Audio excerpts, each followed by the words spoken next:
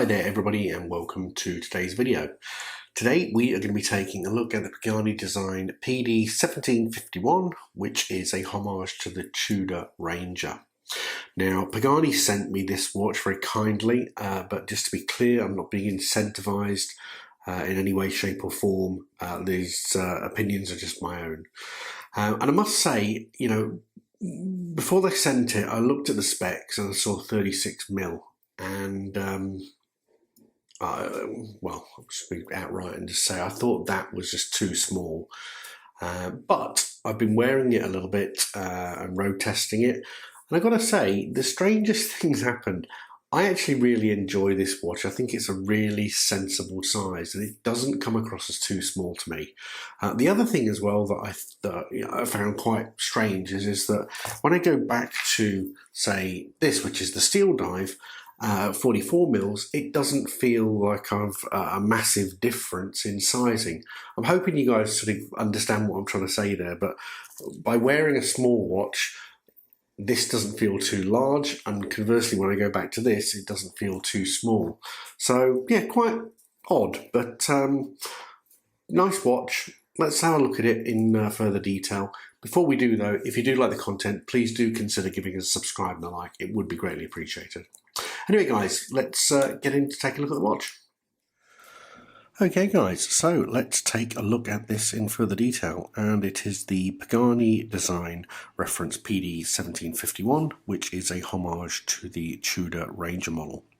Now the Tudor Ranger over here in Australia retails for about I think $4,100, something like that. Whereas this, you can pick it up for somewhere between about 160 to 190 Australian, delivered from our friends at AliExpress. Now, shipping for me didn't take very long. This watch was ordered and was delivered within, I think, about 7 or 8 days. So quite fast shipping here in Australia, which was really good. Start with the dimensions of the watch. Now, official documentation says the diameter of this watch is actually 36mm, and that is not the case. It's about 36.6 from this side to the end of the bezel, or 39mm if you look at the or include the crown.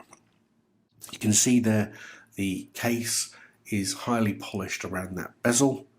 You do have a slightly raised sapphire crystal, which I think has anti-reflective coating on it.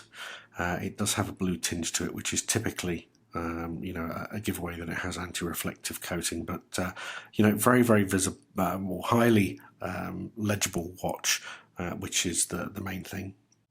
You can see there on the side you do have a nice rounded high polish.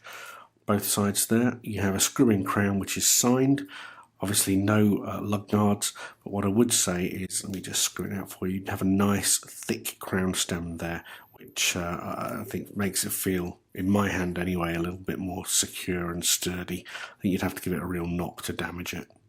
You do have some brushing up on the top lugs here, and as you can see you have the typical Rolex oyster-style bracelet, complete with matching clasp. Now the clasp is very nice, as you would expect from something that's taken very heavy design inspiration from Rolex. It doesn't have a glide lock, so it's not a complete rip-off, which is good, but a very, very nice bracelet for the price point. You do have screw-in links, so adjustment should be a cinch. And on the back there, rather than glide lock, you do have 3 micro positions if you do need to make some fine adjustment for the sizing. Now, as I mentioned, you do have a sapphire crystal on the front. You also have a sapphire crystal on the back, which is showing off that Seiko NH35A movement. Now, the watch that I've been sent here, accuracy-wise, you're looking at about 3 to 5 seconds per day. I've been wearing it for about a week and a half, so I expect that to change. But, that is significantly better than what the manufacturers or Seiko specifications say should be the accuracy for that watch, which I think is about 30 to 40 seconds a day. So it's sitting not far off chronometer specifications from what I think. But like I say, that may change a little bit. But it's a low beat movement at 21,000 BPH. So benefits of a low beat movement are that it doesn't have as much wear and tear. Rather than a high beat movement, which is typically at about 29,000 BPH. So you will get plenty of life out of this watch before it needs to have any kind of servicing. Lume on the watch is very Pagani, which is not fantastic, and that's probably the biggest thing for me with these watches is it's just such a simple thing to get right. Is put good lume on it, Pagani. So if anybody's watching from Pagani, please guys, start taking a leaf out of Steel Dive's book. Put this lume on these watches and you're going to have an absolute winner. Now, they're already good value, but like I say, that for me is just whack a little bit more lume on it, or better quality lume, something that's longer lasting. You can see there on the dial, it's a piano black sort of finish. Really like the fact that they have decided to omit Pagani Design from the text up at the top and just go with that Pagani logo.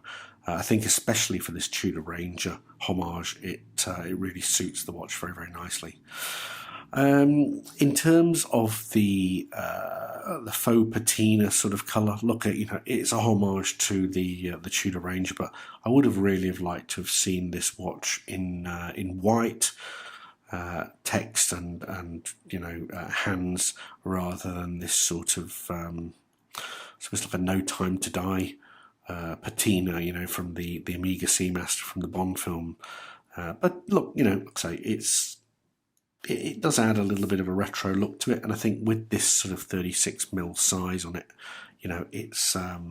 it's quite befitting. One thing I would say about this watch is the size. As I said in the intro, it did concern me a little bit that this was going to be too small. But on my 7¼ inch wrist, I think it fits really, really nicely, and it looks quite sensible. Again, going to this watch again, the SD1970, that's a 44mm watch. It's a big watch, but putting this on, it didn't feel too small. And conversely, when I took this off and put this back on, this still felt, okay. Anyway, guys, I hope that you liked the review. If you do have any questions, as per usual, please do put comments in the section below and I'll come back to you. But other than that, I will let you enjoy the rest of your weekends, and I'll see you in the next video. Take care, guys.